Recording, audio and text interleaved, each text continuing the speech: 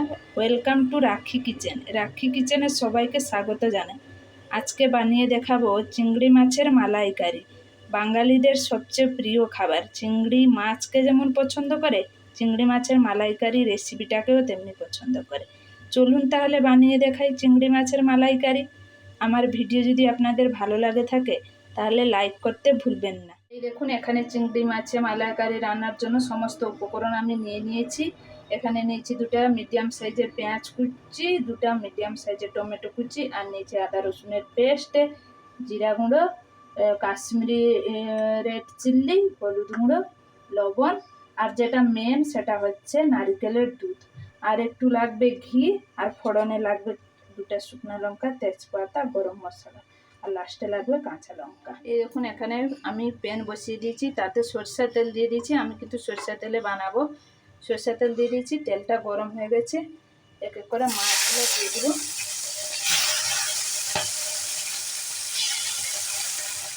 এই দেখুন, চিংড়ি মাছগুলোকে আমি উল্টিয়ে দিয়েছি, এপাশ দুপাশ করে দিয়েছি। আর চিংড়ি মাছ পরিষ্কার করার সময় দেখবেন এই মাঝখানে এই শিরা যেন, কালো শিরাটা যেন বের করে দেওয়া হয়। এটা বের করা দরকার চিংড়ি মাছের। চিংড়ি মাছ বেশি লাল করে ভাজবো না। এবারে চিংড়ি মাছগুলোকে তুলে নেব।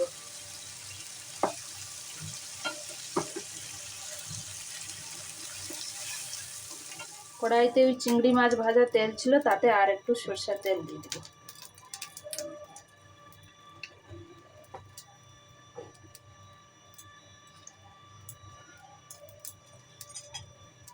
ফোড়নে দিয়ে দেবো শুকনো লঙ্কা, গরম মশলা, তেজপাতা।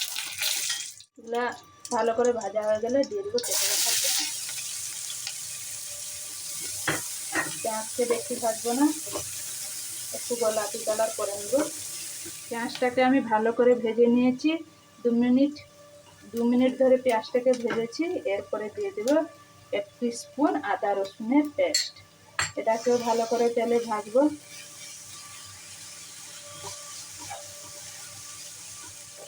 এই দেখুন, আমি আদা রসুন ভালো করে একদম কষিয়ে নিয়েছি।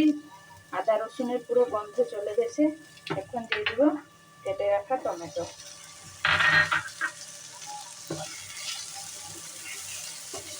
এর উপরে গুঁড়ো মশলাগুলো দিয়ে দেব।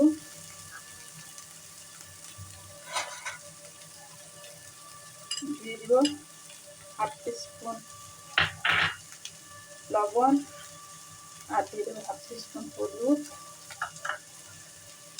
আর দিয়ে দেবো 1/2 স্পুন জিরা গুঁড়ো, আর দিয়ে দেবো কাশ্মীরি রেড মির্চি 1/2 স্পুন। এগুলোকে ভালো করে মশলার সাথে মিশিয়ে একটু জল দিয়ে দেবো। একটু জল দিয়ে এগুলোকে ভালো করে কষিয়ে নেব মশলার সাথে।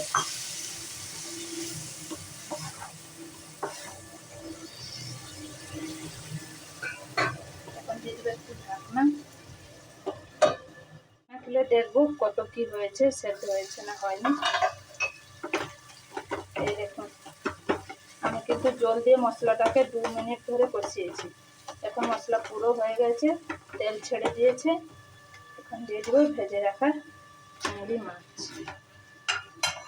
তার উপরে দিয়ে দেবো একটু গরম মশলা গুঁড়ো।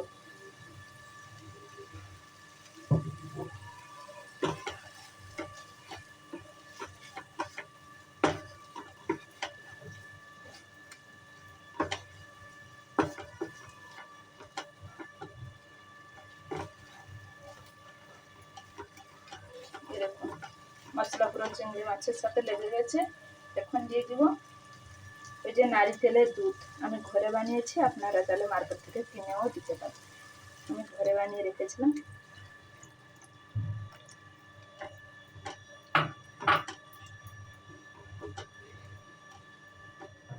এখন দিয়ে দিব সামান্য চিনি।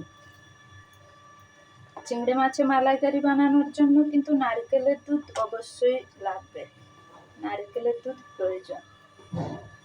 একে আমি এখন ফুটিয়ে নিব ভালো করে।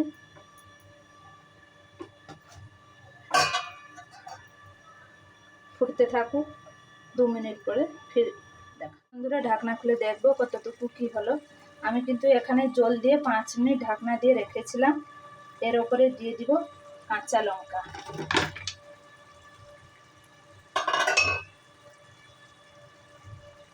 আর দিয়ে দিব সামান্য একটু ঘি। এর উপরে সামান্য ঘি দিয়ে দিব। আমি কিন্তু এই রান্নাতে কোনো জল ইউজ করিনি, যা দিয়েছি সেই নারকেলের দুধ দিয়েই রান্না করেছি। এই দেখুন আমার হয়ে গেছে।